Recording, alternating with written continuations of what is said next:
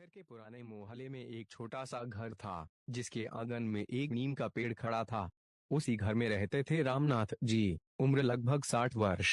जीवन के उतार चढ़ाव झेल चुके रामनाथ जी का चेहरा झुर्रियों से भरा था, लेकिन उनकी आंखों में अब भी चमक थी। रामनाथ जी अकेले रहते थे।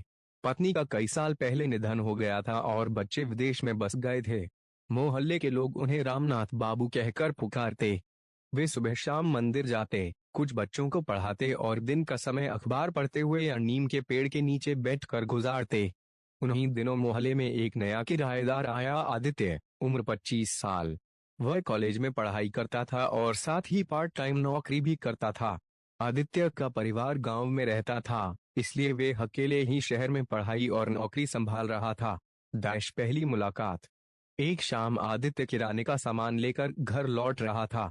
अचानक उसके हाथ से थैला फिसल गया और सब्जियां सड़क पर बिखर गईं।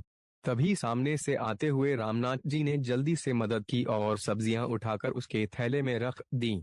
बेटा, इतना सामान अकेले उठा रहे हो, संभल कर चला करो, रामनाथ जी ने मुस्कुराकर कहा। आदित्य ने हाथ जोड़कर कहा, धन्यवाद अंकल, आप ना होते तो सब सड़क पर बिखर जाता। उस दिन से दोनों की बातचीत शुरू हुई। धीरे धीरे आदित्य रोज रामनाथ जी से मिलने लगा। कभी वह उनके लिए दवा ले आता, तो कभी बाजार से फल सब्जी।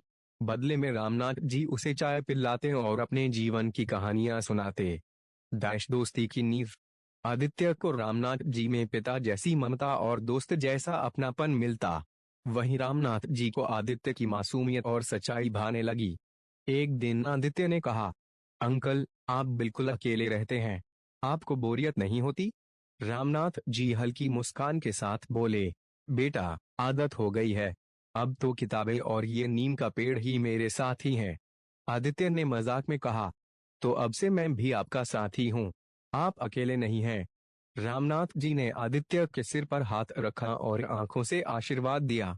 उस पल दोनों के बीच एक अनकहा रिश्ता बन गया। अनकहा लगाव दिन गुजरते गए और आदित्य व रामनाथ जी की दोस्ती गहरी होती गई। वे घंटों बातें करते, कभी मोहल्ले की राजनीति, कभी देश की स्थिति और कभी जीवन के अनुभव। रामनाथ जी को आदित्य के हंसते चेहरे में सुकून मिलता। वहीं आदित्य को लगता कि उसने अपने जीवन में एक सच्चा साथी पा लिया है। एक दिन आदित्य ने कहा, अंकल, लोग कहते हैं कि प्यार सिर्फ जवानों का होता है, लेकिन मुझे तो लगता है कि प्यार उम्र से परे है।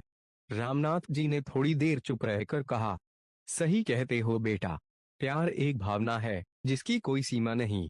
जब दिल जुड़ता है तो उम्र, जाति, धर्म सब पीछे छूट जाते हैं। उनकी यह बातचीत कहीं न कहीं दोनों के मन में छुपी उस भावना को उजागर कर रही थी, जिसे वे खुलकर कह नहीं पा रहे थे। समाज की नजर। धीरे धीरे मोहल्ले में लोगों ने नोटिस करना शुरू कर दिया कि आदित्य और रामनाथ जी अक्सर साथ रहते हैं। कभी बाजार, कभी पार्क, कभी मंदिर, दोनों की जोड़ी हमेशा साथ दिखती।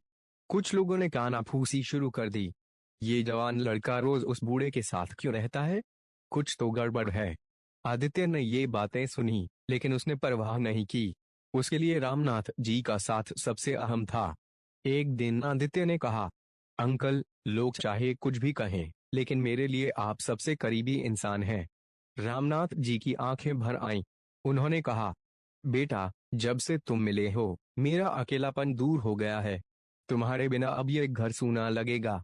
सच्चा इजहार। एक रात आदित्य और रामनाथ जी आंगन में बैठे थे। ठंडी हवा चल रही थी और नीम का पेड़ सरसराहट कर रहा था। आदित्य ने धीरे से कहा, अंकल, क्या मैं आपको कुछ कह सकता हूँ?